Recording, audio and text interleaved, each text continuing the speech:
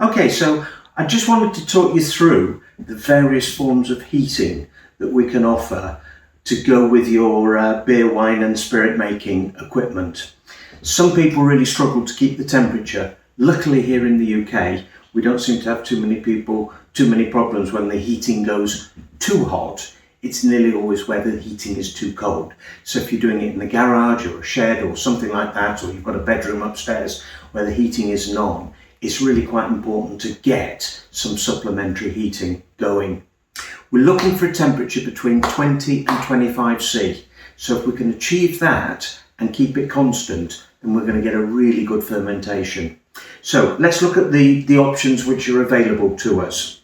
The first one is a heat tray, and that would take the 25 litre fermenter, would take a 25 litre bucket. Barrels can go on it, bottles can go on it, basically anything that you want within reason. It's pretty substantial, it's nice and firm. It has a light here which comes on as and when it's working. Now, the problem with the heat tray is it will be on the whole time. So with that one, as with the brew belt, which I'll just demonstrate in a minute, we would recommend using a time clock. Now with the time clock, you can set it so it only comes on when it's needed. So for example, with this one, we would recommend in the winter months that it comes on when your heating is not on. So if you don't have the heating on during the day because you're out at work, get the time clock to switch the heat tray on. And then obviously when you go to bed and the heating's off at night, again, get the time clock to come on. So using a time clock's really useful with that particular product. As I say, once it's on the whole time. So if you're not careful, it's going to make it too hot. And that's why it's so important using that. The second one is the brew belt. Now this is something that we've developed and we've gone we've worked quite hard on this one because the brew belts in the past have been a little bit not the best. But with this one here, you can see we've got a stretch and that will go round your container, and you can tighten it up on here by pulling this through, and that will give you a nice tight fit on the bottom of your bucket or your fermenter or your barrel or whatever it is that you're looking to warm. Now with it, we have a sensor which tells us that we've got scope to increase or decrease. So that swivels round and increases the temperature or turns it down. So we can actually adjust the amount of power that's coming through. As a general rule with these ones, the lower it is on the container, the more heat it will generate. So if we have it at the top of the liquid, we're not going to get much heat. If we have it at the bottom of the container, we'll get the maximum amount of heat. And again, with this one, we would recommend the use of the time clock.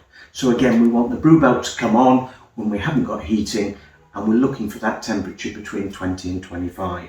With this pack as well, you also get a digital strip that you can stick onto your bucket to keep an eye on your temperature, and this will help you a lot to actually achieve that. So those are the first two which aren't thermostatically controlled. Now the third one, the immersion heater, is thermostatically controlled. Now with the immersion heater, this will drop directly into your liquid. It's got a bung that comes with it. There are two holes in the bung. As you can see, the wire is taking up one, and on the second hole, the airlock would go in there. So we would need to drill a hole in the lid, 27mm, to actually take this bung. Now, if you're ordering it from us, we do an option with the lid, which can be drilled to take this bung. This immersion heater will sink directly into the liquid. It is completely watertight, so it doesn't matter if it's actually submerged. And at the top, there's a scale just going around here, which allows us to increase or decrease the temperature. Now, what we must always remember with the immersion heater is if we set that immersion heater, say for the sake of argument, to 25 C, then when the temperature in the bucket reaches 25 C, the immersion heater will switch itself off. Obviously, if your room temperature increases to 27, then it's going to switch off at 25.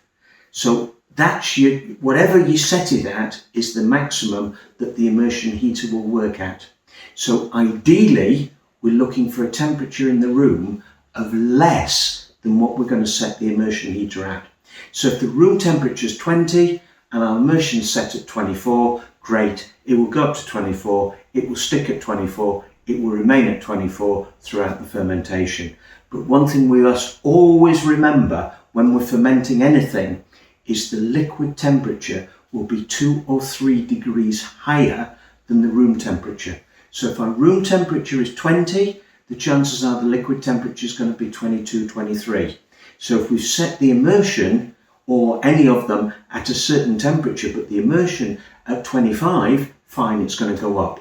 But if we set the immersion at 21, then obviously it's going to switch itself off. So just bear that in mind when you're using the immersion heater. The next thing we've actually got is a dual temperature control. And this one allows you to actually plug the brew belt or the immersion heater, or the, if you need to do it with the immersion, or with the heat tray, they can be plugged in here.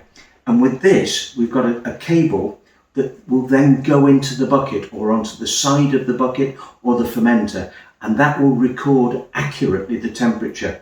So if we've set it at, say, at 24, then when that temperature reaches 24, this will switch the brew belt off, this will switch the immersion heater off. So it's really quite good. It will also do the other way. So if we go too cold and we've got it in a fridge or something like that, and it's going to go below the temperature we've set, again, it would switch the fridge off or whatever it is we're using. So this gives you another option of being able to utilize the equipment and be able to get your temperature pretty accurate for when you're doing the fermentation.